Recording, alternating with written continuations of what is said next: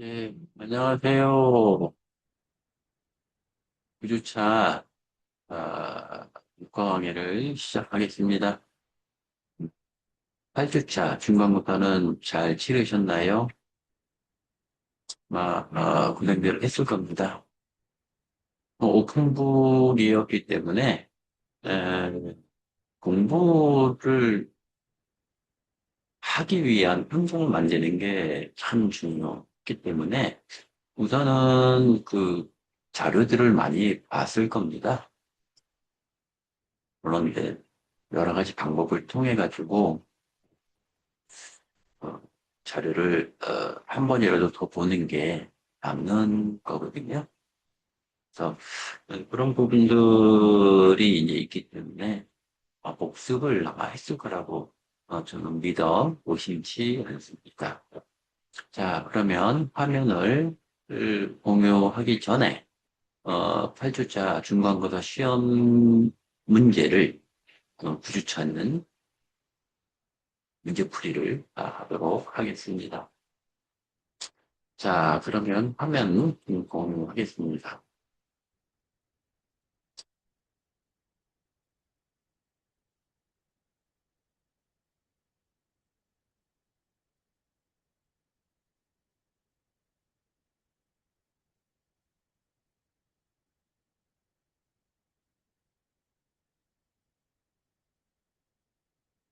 이렇게 공유된 화면입니다. 기본적으로, 어, 맞는 거는 동그라미고요. 애매한 부분이 있으면 세모, 그다음에 틀린 부분이 있으면 이제 X가 되겠습니다. 이 중간고사의 목적은 기말고사를 잘 보고, 어, 기말고사 잘 보기 위해서는 우선 자료를 가지고 복습을 하는 게 이게 핵심 내용입니다. 자, 그럼 넘어가도록 하겠습니다. 자, 22일, 제출기한은 4월 25일, 24시까지였지. 예. 그 다음에 이제 여기에서 100점으로 되어 있는데, 이 100점에서 감점 방식입니다. 감점 방식. 자, 감점 방식은 예를 들어서 여기 이제 1점이잖아요. 1점인데, 1점인데, 이제 이게, 어, 맞았을 경우에 1점이 플러스가 되지만, 틀렸을 경우에는 100점에서 1점을 감점하는 겁니다. 그게 감점 방식입니다. 그 다음에 이메일은 요, 키운남, 64A, 에트마크죠? 골뱅이라고 많이 얘기하기도 하고, 일로 이제 제출하신 분들이 은근히 좀 있었습니다. 자, 그 다음 이제 본격적으로 내용을 파악하겠습니다. 그 다음에 이제 플레이백 로봇의 발음 예시 한 개를 선택하십시오. 플레이백. 자, 플레이백? 그 플레이백이 뭘까? 이제 그 의미라든지 어떤 개념에서 본다면 조금 생각을 해볼 필요가 있습니다. 네. 이게 이제 산업용 로봇의 개요에서 나오는 건데요. 근데 이제 어, 산업용 로봇의 개요에서 정의 및 분류예요. 분류인데 여기에서 보면 플레이백 로봇의 바른 예시 한 개를 선택하십시오라고 나와 있죠. 자, 여기서 본다면 화면을 공유하도록 하겠습니다.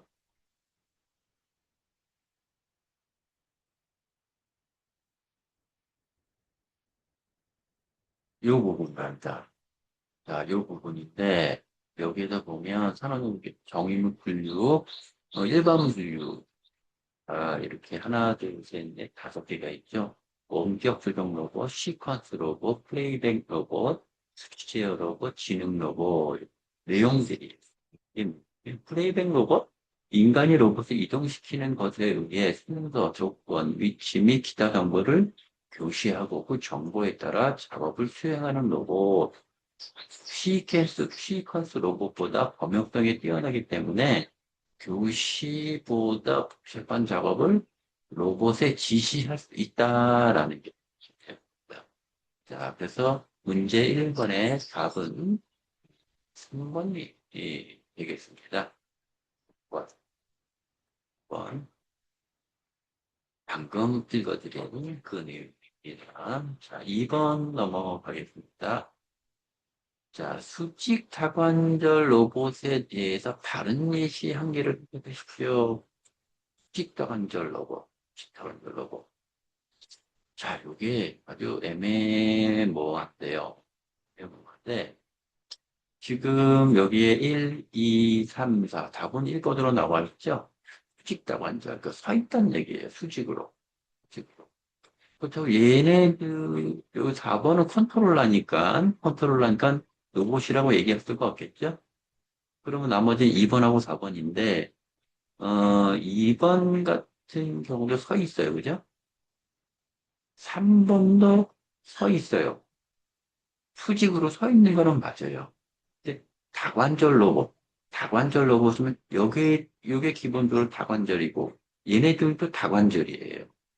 하지만, 다관절의 정의는 뭐냐면, 이 로봇 같은 경우는 그 X, Y, Z 이것도 X, Y, Z밖에 표현을 못하는 수평다관절로 보십니다. 수평다관절. 즉, 얘네들은 수직으로 서 있긴 서 있지만, 수직으로, 수직으로 움직이는 것보다 수평으로 움직이는 그런 궤적들이 특화되어 있는 로봇입니다. 2번, 3번. 자, 2번은 구체적으로 좀 더 말씀드린다면, 요거는 반도체용 로봇입니다. 반도체용 로봇. 그 웨이퍼 있죠? 200mm짜리라든지 300mm짜리. 그게 이제 핸드고요. 그 다음에 요 3번 같은 경우는 LCD나 OLED를 원장을 제가 이제 핸들링하는 트랜스퍼 역할을 하는 거죠. 그런 부분이 좀 되겠습니다. 그래서 이제 수평 가관절에 대한 어떤 그 개념이 애매모호하기 때문에 여기서 명확하게. 하지만 이 수직다관절 어떻게 돼 있어요? 수직다관절 당연히 수직다관절도 움직이지만 XYZ는 기본적으로 움직이죠.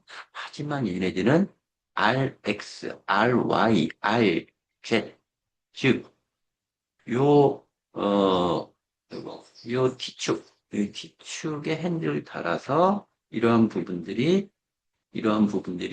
공간상에서 각도까지, 예를 들어서, 어, RX 방향으로, RY 방향으로, RZ 방향으로, 그렇게 움직일 수가 있는 로봇이 수직 다관절 로봇이에요.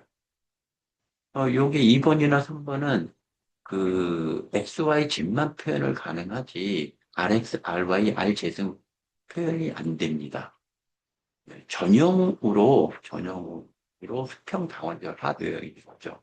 자, 요 수직 다관절의 그 의미를 VRC에서 잠깐 보도록 하겠습니다. 그 VRC에서 본다면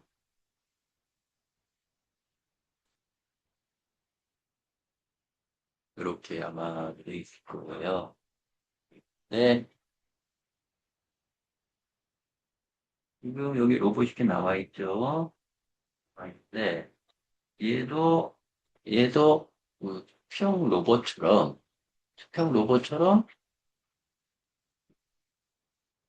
잡속에도 코딩을 해놓는다면은 X방향, X방향, Y방향, Y방향 또는 Z방향 이렇게 표현을 할 수 있어요. 하지만 얘 좀 더 수직다관절의 특징으로서는 요 끝에 터치의 끝단, 이 툴의 끝단이 에다만 자 이게 어떻게 되냐면 이런 식으로 TCP를 통해 가지고 그 로봇의 각도를 조절할 수 있는 것입니다. 여기 보면 이렇게 뭐 좌표가 나와 있죠.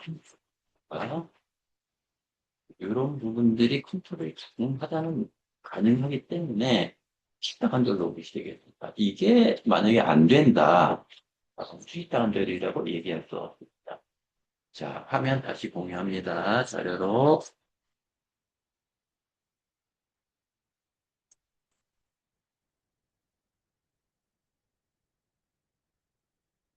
네, 이게 이제 문제 2번이 되겠습니다. 그 다음에 이 문제 3번. 문제 3번은 이제, 이게 이제 전 세계 로봇 메이커들, 특히 수직 다관절 로봇 메이커들은 여기에 있는 그 내용들이 기본적으로 카탈로그에 다 표현이 되어 있습니다. 이게 없다라고 하면 그 수직다관절 로봇이 아닌 경우에 이런 부분들이 이제 표현을 안 하는 경우가 있습니다. 그래서 이거에 대한 이 스펙에 대해서는 여러분들이 명확하게 알고 지나가야만이 이 산업용 로봇에 대한 그 개념, 이제 그런 부분들이 머릿속에 꽉 수가 있어요. 그래서 이 문제 3번 같은 경우는 이 사양표 1, 2, 3, 4, 1, 2, 3, 4, 5, 6, 7, 8, 9, 8번. 요것도 8번이네요. 요게 이제 이렇게 되어 있는데, 여기에서 이제 가장 중요한 것들이 뭐냐면, 1번, 구조. 동작 형태가 수직 다관절.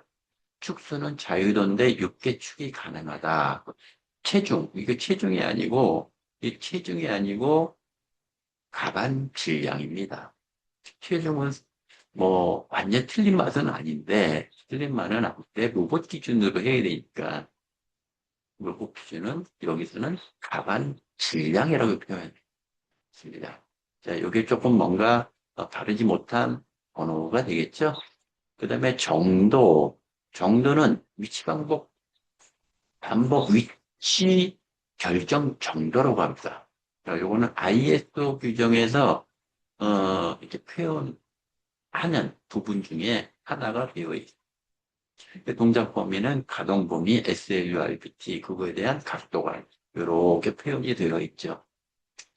그 다음에 이제 동작 속도에서 최대 속도에서 SLRBT, 그거에 대한, 그, 이게 라디안으로 표시가 되는 게 있는데요. 실질적으로 우리 머릿속에는 1초에 140도 움직인다. 1초에, 160도 움직인다. 1초에 330도 움직인다. 1초에 500도 움직인다. 자, 이런 부분들이 상당히만 중요한 포인트가 되겠습니다. 여기에 이제 나와 있는 이 동작 범위도 시축 같은 경우는 플러스 마이너스 360도, 토탈 720도로 돈다는 얘기죠. 돌 수 있다는 얘기죠. 자, 이건 로봇의 메이커들이 로봇을 만들 때 이런 부분들을 중점적으로 해서 로봇을 만들기 때문에 여러분들도 이 부분에 있어서 알고 있어야 합니다. 그 다음에 이제 허용부와 허용부와 허용부와 이제 여기서 작용, 부작용, 허용, 반경 모멘트 이 부분도 상당히 중요한 내용입니다. 그 위에 설정 환경도 중요하지만 자 여기에서 허용 부하에서 작용 반작용이 있는데요. 이거는 모멘트인데요. 허용 모멘트라고 정식 명칭으로 작용 반작용도 모멘트의 일부분이기 때문에 여기서 모멘트를 허용할 수 있는 범위를 갖다 그래서 R축, B축, T축. 이 R축, B축, T축은 로봇에 6개 축이 있죠. 6개 축이 있는데 SLU, RBT가 있는데 SLU는 아래축, RBT는 리스트 유니트, 손목축에 그 세 개의 축이 있습니다. 그거에 대한 그 허용 모멘트가 11.8, 9.8, 5.9. 이 내용들은 로봇을 조금 아는 사람들은 이거에 대한 중요성에 대해서는 못 느끼는데요. 어느 정도 실무 현장에서 경험이 있고 또 이 부분이 상당히 중요하다고 아는 사람들은 야, 저 허용 모멘트가 어떻게 되어 있어? 질문을 하거나 얘기를 굉장히 중요한. 그 다음에 여기 허용 관성 모멘트가 있죠. 관성은 어떻게 돼요? 하려고 하는 성질. 멈춰 있으면 멈춰 있으려고 하는 그런 성질을 갖고 있다든지. 또 움직이고 있으면 계속 움직이려고 하는 그런 그 성질을 갖고 있는 게 관성이라고 얘기하죠. 그러니까 허용 관성 모멘트. 0.24 kg 넥타이 자승 0.67, 0.66. 이거는 로봇에 대한 강성을 나타내는 부분입니다. 상당히 중요한 부분입니다. 자, 요게 이제 그 강제로 중요한 포인트, 핵심적인 내용들이 되겠습니다. 자, 이 부분에 있어서 조금, 여기서 이제 정답은 그거죠. 여기 세 번째, 체중이 아니고 가방 질량이 되는 거고, 7번의 허용 부하에서 7번에서 작용 반작용이 아니고, 허용 모멘트가 되겠습니다. 자, 그 다음에 4번으로 넘어가겠습니다. 4번. 자, 문제 4번인데요. 여기서 문제, 예, 4번이 되겠죠. 자, 문제 4번입니다. 자, 물음표로 되어 있는 네모칸에, 물음표에 있는, 여기가 이제 물음표로 되어 있었을 거예요. 물음표로 되어 있는 네모칸에 들어갈 명칭 5개를 기재 바랍니다. 자, 물음표 하나, 둘, 셋, 넷, 5개, 이렇게 됩니다. 자, 위치 지령, 속도 지령, 전류 지령, 위치 피드백, 토르크 지령, 이렇게 5개 답인데요. 이거 순서가 바뀌어도 틀리진 않아요. 네. 중요한 거는 위치 지령, 그 다음에 여기에 이제 속도 지령, 그 다음에 이건 전류 지령이 되고요. 그 다음에 위치 피드백 될 거고, 그 다음에 여기 토르크 지령. 자, 이 부분에 대해서 간략하게 좀 얘기를 해본다면, 여기에 지령치가 있고, 목표치가 있는 거고, 맨 끝에 모터가 있고, PG, 펄스 제너레이터가 있는 거죠. 그래서 지령치는 뭐냐면, 내가 여러분들이 이제 2학기 때 되면 로봇 티칭을 이제 시작할 건데, 티칭 프로그램을 하게 될 건데, 어느 위치에 갖다 놓고, 내가 거기를 등록을 한다라는 것이 이 지령치입니다. 목표치입니다. 네. 이 부분을 이제 운동을 하는 배치가 되는데, 자, 여기서 나오는 거는 이제, 자, 위치 지령. 어디서부터 어디까지 가라. 나오는 거고, 속도. 속도는 어느 위치까지 가는데, 얼마만큼의 속도로 움직여라. 움직여라. 자, 여기서 위치, 속도, 여기서는 이제 전류지령이라는 게 나오는데요. 이 전류지령이라고 하는 거는 밑에 여기 토르크 지령인데요. 거의 100% 똑같지는 않은데 거의 유사한 내용이에요. 전류는 곧 토르크다라고 표현을 많이 합니다. 근데 이 토르크는 뭐죠? 이 전류는 뭐냐면 힘입니다. 힘. 어느 힘의 힘을 가지고 어느 위치까지 속도를, 속도로 간다는 얘기죠. 간다는 얘기죠. 그래서 지령을 딱 때리면 위치, 속도, 전류의 힘으로 해서 모터는 돌겠지요. 회전을 하면 그 밑에 펄스 제너레이터가 모터의 엔코더죠. 엔코더가 모터가 몇 바퀴 돌았다라는 것을 여기서 슬릿으로 체킹을 합니다. 체킹을 해서 피드백을 시켜줍니다. 피드백 시켜서 전류가 얼마큼 남았고, 뭐, 전류 루프 게인이 어떻고, 토르크가 어떻게 됐고, 뭐, 이제, 속도 루프 게인, 그런 것들이 쭉 이제 나오는데, 뒤에서 피드백 쭉 해서 여기에 속도 루프 게인, 그 다음에 또 하나 쭉 와서 여기에 위치, 위치 피드백. 위치가 안 맞으면 가장 큰 문제가 되는 거거든요. 어, 예를 들어서 지령을 때렸는데 로봇이 만약에 어느 물체하고 부딪혔어. 부딪혔으면 어떻게 돼요? 위치 지정 값이 10이라고 했을 때 10이라는 위치, 10의 양까지 가는 위치가 가야 되는데 부딪혔을 경우에는 예를 들어 5에서 부딪혔어요. 그럼 어떻게 돼요? 여기서 10을 보냈지만, 지정을 했지만, 펄스 제너럴 엔코더는 여기에 5까지, 플러스 마이너스 5라는 그 차이가 발생을 해버리는 거죠.